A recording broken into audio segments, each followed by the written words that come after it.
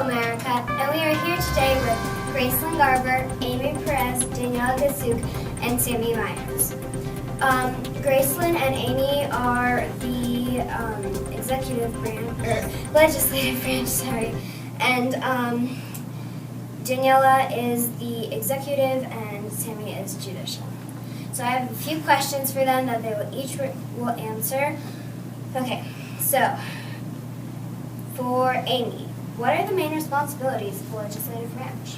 Well, they declare war, approve or dislike a bill, and make laws. Oh. And Daniela, what are the three branches of government? The executive, legislative, and judicial. What do we call members of the judicial branch? Well, we call one member the Chief Justice, and there's 8 association. I can't say it. Associates. 8 associate judges. For Gracelyn, how many members belong to the legislative branch? Well, there are 2, and one is the Senate and one is House of Representatives. Another term, House. What are the main responsibilities of the executive branch? Well, since the president and vice president are there, the president can veto laws. If the legislative branch wants to make a law, then the president can either say yes or no. And if the president says no, the legislative branch can still get enough votes for it to be passed, for the law to be passed. And Sammy, how long can a person work in the judicial branch? Actually, they have to stay in this branch for life, and they have no choice of quitting. I didn't know that. What criteria must a person meet to become a member of the legislative branch? Well, they have to be a U.S. citizen for more than 7 years. They have to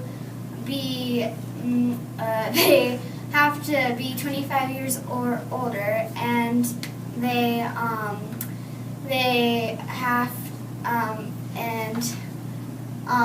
have to be elected by their citizens or by the people. And Amy, how long does a member belong to the branch? 2 to 4 years. How long does a member belong to the executive branch? It can be 8 years since it's the president. Okay, and 2 more questions. What do you call the leader of the judicial branch? Chief Justice. And what criteria must a person meet to be in the executive branch? They have to be a citizen of the United States. They have to be 35 years old, and they have to get like a degree. Okay, thank you for watching. Bye. For the second part of this program, we will be interviewing Anna Voss. She is an expert in the Checks and Balances federal program.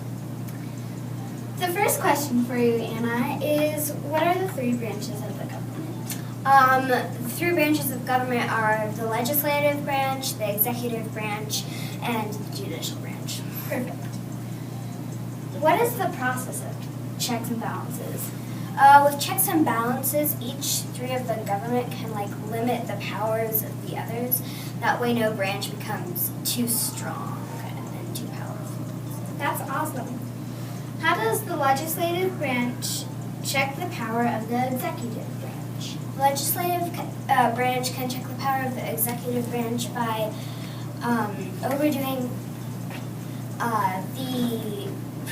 overriding the presidential votes and basically ratifying treaties signed by the president.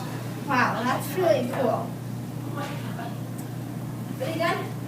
How does the judicial branch check the power of the legislative branch? If the legislative branch wants to pass a law, the judicial branch looks at the Constitution and sees if the law follows the amendment. Oh, cool. How does the executive branch balance the power of the judicial branch? The executive branch can veto laws that the executive wants. And I don't know if everyone knows what a citizen is. What is a citizen? A citizen is a person who lives in a particular town or a city in the United States. Of the United States. So we're citizens. Exactly. We're citizens. Cool. How are citizens affected by the government? Well, citizens can be affected by the government in many ways. They all have if maybe some people don't want the president to be the president, maybe a different person they voted got elected, and maybe they don't want to follow the laws, but they still have to if they're a citizen. Cool. Okay, that's it for your interview. Thank you so much. Bye. Thank you Bye. for watching.